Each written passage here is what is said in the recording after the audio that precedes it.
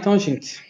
Depois que a gente analisou as características dos ímãs, da bússola, o campo magnético da Terra, né? Vamos para o eletromagnetismo. Então, aqui tem um pequeno resumo do histórico do eletromagnetismo. Então, durante muito tempo, nós achávamos, todo mundo achava, que a eletricidade e o magnetismo eram dois ramos totalmente separados da física, né? Aí, até que no ano de 1820, o Hans Christian Ørsted realizou uma experiência, né, que uniu a eletricidade e o magnetismo. Ele descobriu o seguinte, que uma carga elétrica em movimento gera ao redor de si um campo magnético.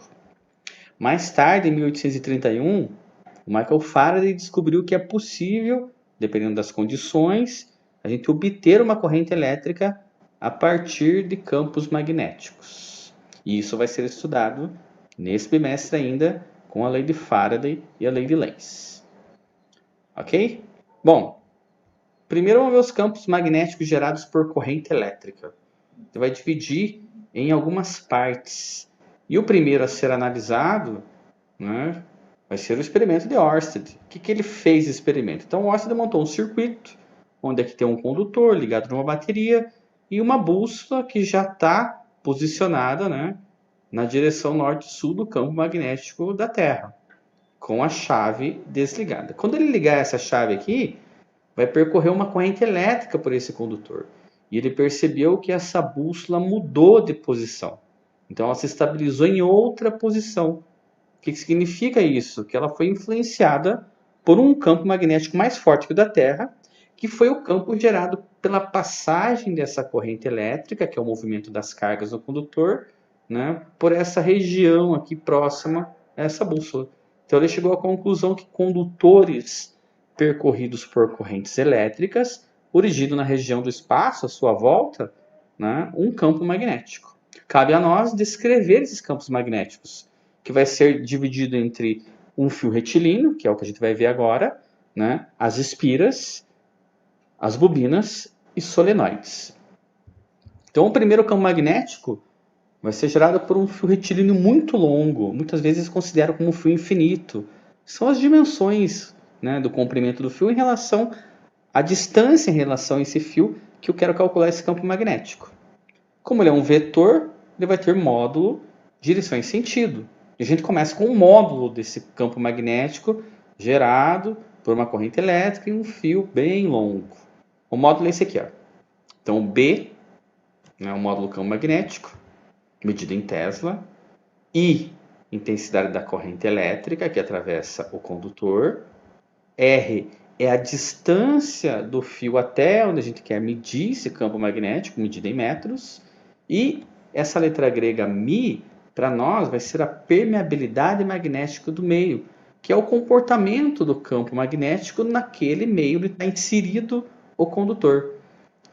Se for o vácuo esse meio, né, esse Mi passa a ser um Mi zero, e ele tem esse valor, 4π vezes 10 a menos 7 Tesla vezes metro por ampere. É uma constante para cada meio. Então, para calcular o módulo do campo magnético, pego a permeabilidade magnética vezes a corrente elétrica e divido por 2 vezes o π vezes a distância do ponto onde eu vou medir o campo até o condutor.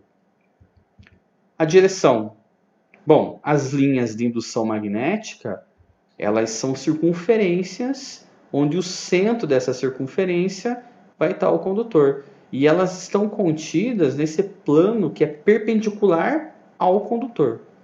E o vetor campo magnético, ele vai tangenciar essas linhas de indução e sempre sendo perpendicular ao fio, que é o condutor.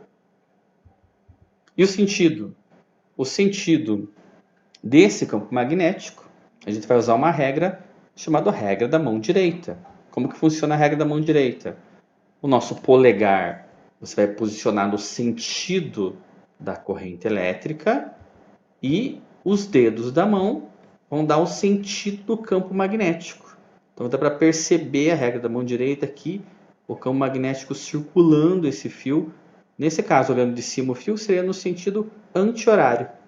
Mas existe uma coisa para facilitar isso. Então eu coloquei 2 fios aqui nas figuras uma corrente está para cima, né? Eles são perpendiculares, são verticais, e outra corrente está para baixo. E para representar melhor a posição ou a direção e sentido desse campo magnético nos dois lados aqui dos condutores, a gente vai usar o seguinte, ó. Quando tiver essa circunferência com a bolinha, né, quer dizer que esse campo está saindo do plano da folha, ou do quadro, né, ou da prova. E quando tiver a circunferência com o xizinho, ele está entrando no plano da folha, do quadro, da prova. Nesse primeiro caso aqui, ó, nessa figura. Então, polegar no sentido da corrente elétrica, o campo está circulando o fio. Desse lado direito, ele está entrando no plano da folha, dá a volta no fio e sai do lado esquerdo. Então, esse é a direção e o sentido do campo magnético. Se eu fosse descrever essa direção e sentido, seria, nesse ponto, por exemplo, seria perpendicular ao plano da folha, entrando na folha, ou perpendicular ao plano da prova, entrando na prova. Aqui, ó, na outra figura, posiciona na polegar no sentido da corrente elétrica, né? O campo magnético circulando a folha. Então, o que ele vai fazer agora? Ele entra desse lado esquerdo, dá a volta no condutor e sai do lado direito. Se eu fosse caracterizar esse campo nesse ponto, por exemplo, ele seria perpendicular ao plano da folha, da prova, do quadro, saindo do quadro. Ok? Valeu, gente.